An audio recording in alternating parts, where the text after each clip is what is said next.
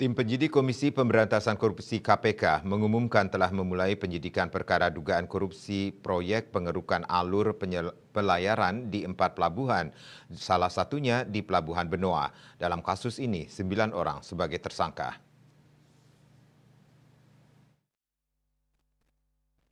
Menurut juru bicara KPK, Tessa Mahardika, Kamis 27 Juni dilansir dari kantor berita Antara, 9 tersangka terdiri dari 6 penyelenggara negara dan 3 dari pihak swasta. Meski demikian, KPK belum bisa menyampaikan siapa saja pihak yang ditetapkan sebagai tersangka, kronologis dugaan perbuatan pidana dan pasal yang disangkakan. Dia mengatakan hal itu akan disampaikan saat penyidikan telah rampung. Saat ini proses penyidikan masih berjalan dengan pemanggilan saksi-saksi dan tindakan-tindakan penyidik lainnya. Tessa menerangkan perkara dugaan tindak pidana korupsi tersebut terjadi pada 4 proyek pekerjaan, yakni paket pekerjaan pengerukan alur pelayaran Pelabuhan Tanjung Mas tahun anggaran 2015, 2016, dan 2017.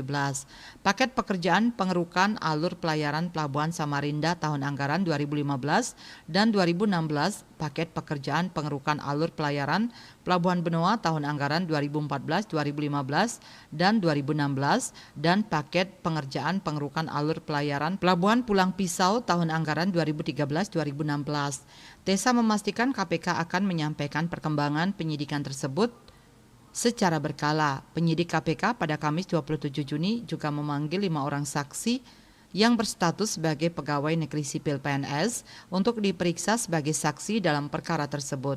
Para saksi tersebut diketahui bernama Rahmani, Anissa Destiati, Akri, Dina Marliana, dan Marta Amelia. 5 saksi tersebut dijadwalkan akan menjalani pemeriksaan di Polresta Palangkaraya.